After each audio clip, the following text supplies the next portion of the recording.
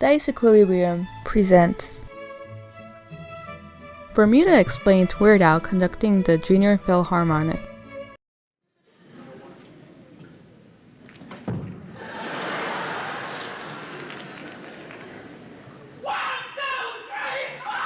That was the California Junior Philharmonic, and I guess I had put him together with the conductor to come and do a bit. One of the things we did when we did an annual concert was we had a section called the Battle of the Batons, and they'd line up like 5 celebrities, personalities, and looking back, they were mostly people that this conductor, and again, this was an older gentleman, a lot of older actors, sometimes radio personalities, any kids in the audience, anyone much under 40, really 30, would have very little idea who these people were.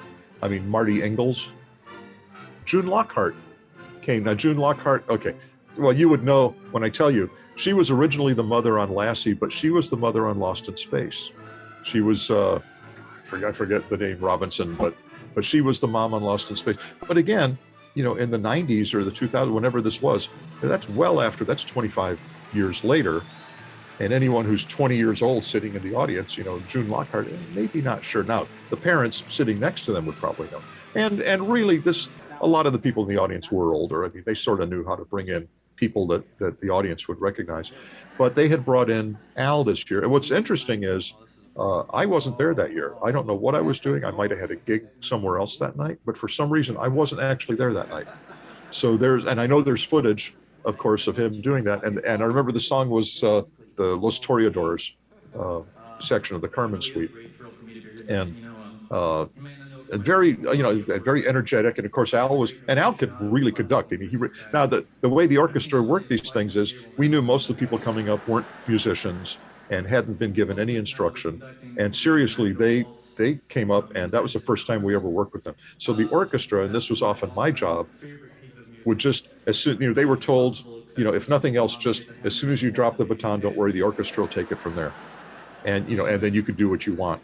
But just give them like a start, and they'll know what to do. And that was my job, to come in with a tempo and sort of set it.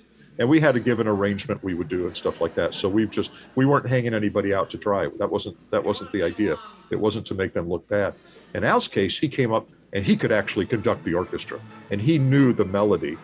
He's got some classical background a little bit, and he knew that song. He did that piece, and he was conducting, and he was actually. I mean, I wouldn't be surprised if they were following him.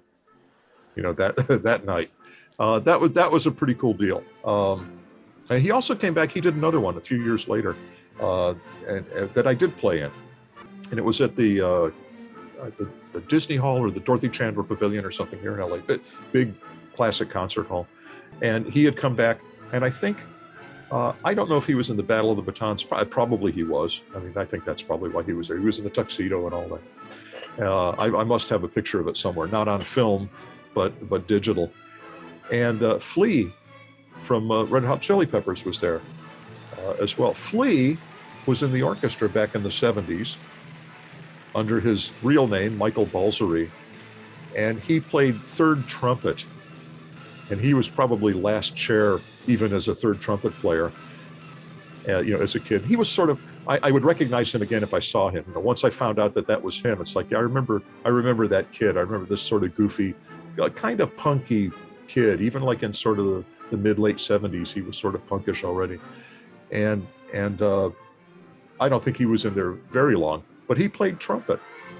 So he and I came out of that orchestra and did something in the rock world, and and again, a number of other people came out, followed some other musical careers, but I think he and I might have been the most notorious.